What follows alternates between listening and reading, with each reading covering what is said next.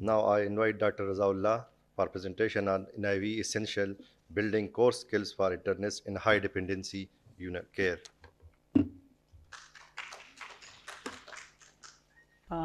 Thank you, Pakistan Society, for giving me the opportunity to talk to you.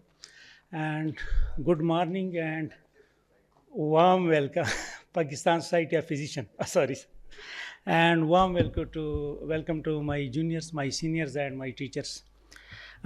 Today we'll be talking briefly about non-invasive positive pressure ventilation. If you look at this picture, this is very well known, and this was a sign of relief for those patients who were suffering from polymyelitis in the early 90s. And this is known as iron lung, and J. Paul was known to be the person who stood there for almost 42, 43 years. So this is another picture, and most of us all are familiar with this picture. This is basically non-invasive positive pressure ventilation, CPAP or BiPAP. And this is the most recent one, which is called high flow nasal cannula. So this picture basically shows three eras: early 90s, late 90s, and then the most recent one. This is an example of negative pressure ventilation, and these two are positive pressure ventilation. Our concentration will be on CPAP and BiPAP. So if you look at this picture, this then reclassifies the invasive positive pressure ventilation: high flow nasal cannula, CPAP, and BiPAP. There was a study in the Canada that was a retrospective study, and that took almost 10 years. That was from 2005 to 2014.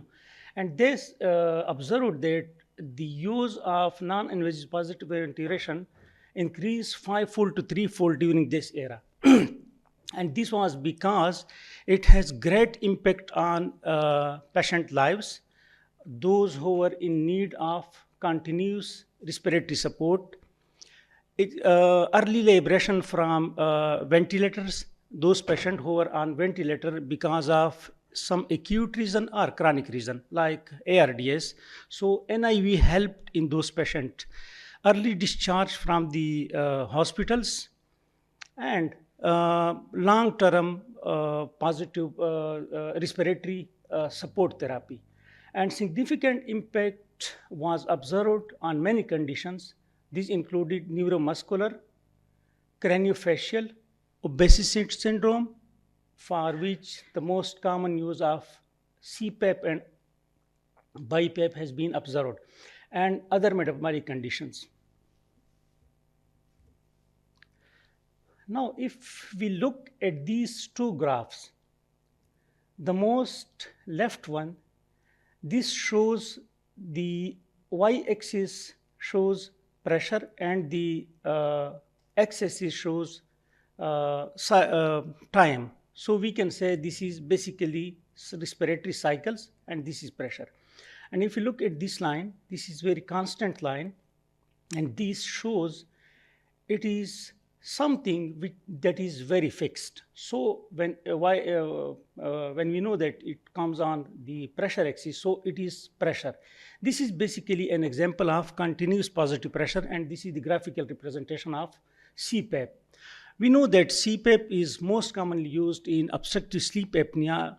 So the main indication of CPAP is hypoxemic respiratory failure. So there is, if we see in this picture, there is no change in the pressure irrespective of the cycle of respiration. During inspiration and expiration, it gives same amount of pressure. On contrary to the graph on the right side, this shows different type of pressure. The one is IPAP, which is at the top. This is called inspiratory positive airway pressure, and this is expiratory positive air pressure.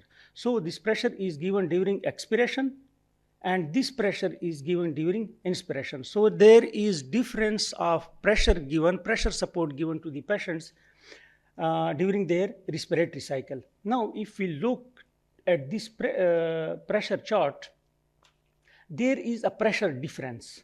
Okay. First, it gives some comfort to the patient when they are exhaling. They face less resistance, and the pressure given during inspiration is more, so it causes more tidal volume to generate. Now, we know that minute ventilation is directly related to your carbon dioxide removal along with oxygenation. So, this is basically your driving pressure. This is the pressure that drives you to get more and deep inhalation, and this helps in carbon dioxide liberation. So the most common use of BiPAP is during hypercapnic respiratory failure. But if we see that during hypoxemic respiratory failure, like obstructive sleep apnea, if the pressure need to overcome the hypoxemia is more than 16 centimeter of H2O, then we should switch to BiPAP as well. So this is not hard and fast rule. We can use BiPAP and we can use CPAP for both hypoxemic respiratory failure, but it depends on the pressure. Second thing, they are expensive devices. So if the patient is suffering from OSA, we recommend that you should try CPAP, because still CPAP is the gold standard. Now look at this picture.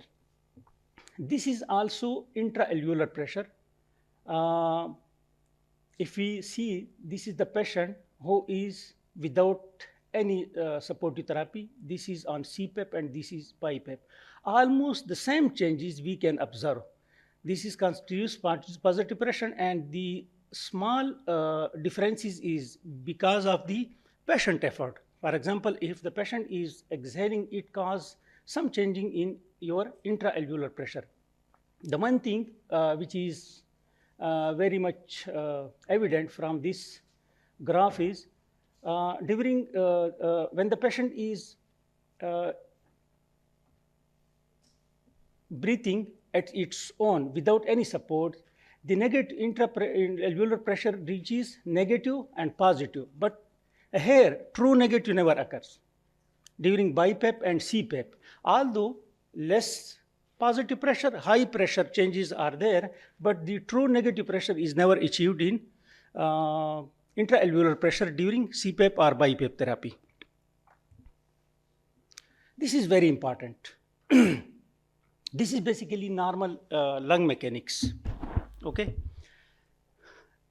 Here is the volume and this is the pressure. Now we see that we starts from here. The pressure increases, but there is no increase in the volume. Okay. A time is reached when there is exponential increase in the volume. Volume means volume of the alveoli with increase of the pressure. But at the same time, a time is reached when again there is no significant change in the volume with increase of the pressure. So this is basically very much similar to the oxyhemoglobin situation, where a time is reached where we give more oxygen. By giving more oxygen, there is no significant increase in the saturation of the hemoglobin. So this is basically lower inflection point, and this is very important because to achieve this point, we need more pressure, and we know that more pressure is more related to the biotrauma and barotrauma. So CPAP and BiPAP doesn't let the alveoli to reach this point. Okay, it keeps it above this one. But we should be conscious that we shouldn't go beyond this upper inflection point, because if we give more pressure, okay, if we give more pressure, there is over distension of the alveolar changes. Same biotrauma and valiotrauma will occur. So this is the optimal area where we can give pressure and the maximum benefit of pressure is achieved with CPAP and BiPAP. And this is also similar to West Zone 3. This is the optimal zone where there is minimal VQ mismatch, and this is West Zone 1.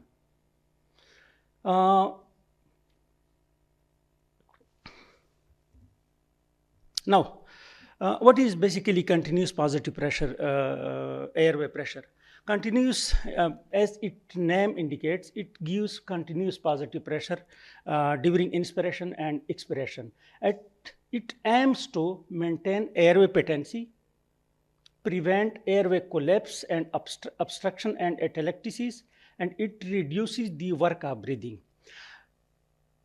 Most of the CPAP machine, they have only one, we start with the same pressure from the very beginning, and the same pressure can be continued unless there is no significant change in the oxygenation.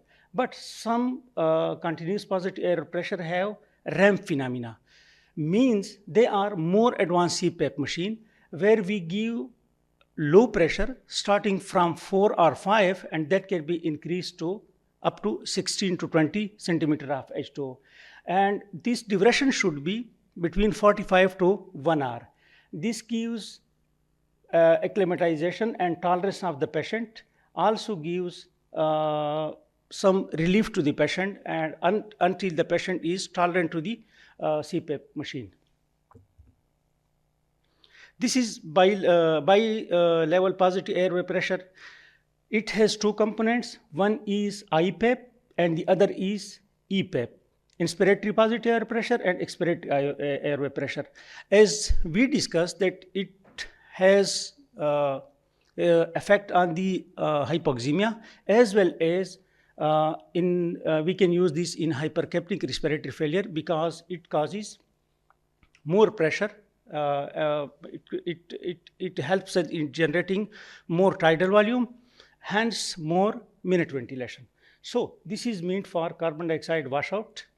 Also, there is another advantage of the BiPAP, which is backup rate. If the patient is giving into central sleep apnea, then it gives some respiratory rate, minimum respiratory rate. For example, if the patient is having respiratory rate of 15, 14, and then suddenly the patient dropped into central sleep apnea, it gives a set backup rate.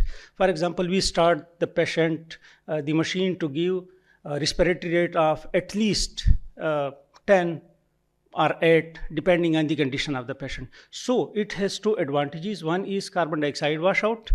Third is giving backup rate to the patient along with correction of the hypoxemia.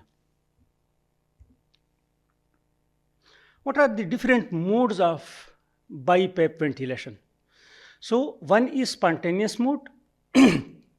This is basically in those patients who are never having central sleep apnea. This gives support during inspiration along with expiratory support in the form of EPAP. But there is no set backup rate. It senses the patient and its effort and then gives pressure to the patient. This is spontaneous / timed mode. It is also similar to spontaneous mode. It senses the effort of the patient. It gives pressure support. But if the respiratory rate is lower than a specified set rate, then it gives at the same time respiratory rate and respiratory pressure irrespective of the effort of the patient. And this is time mode. This is basically very rarely used except in those children who are suffering from severe central hypoventilation. This gives, irrespective of the effort of the patient, it gives continuous pressure during inspiration and expiration at a specific time. So these are the three modes of BiPAP. One is spontaneous.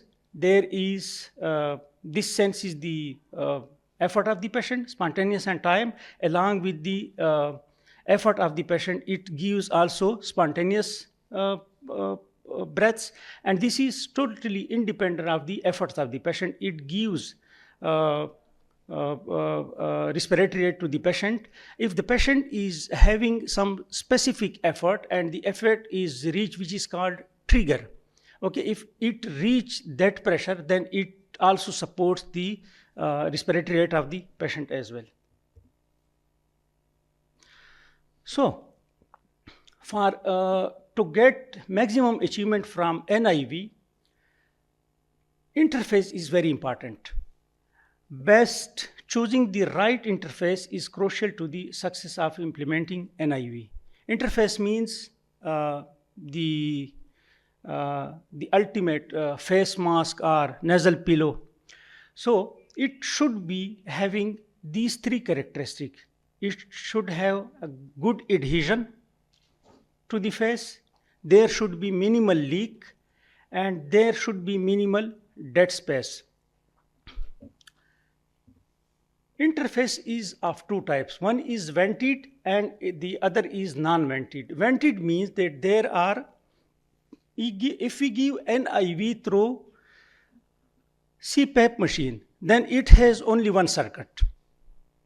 And this circuit doesn't have any, only inspiratory circuit, there is no expiratory circuit. So there must be some way out of the, to get the exhaled air out of the mask.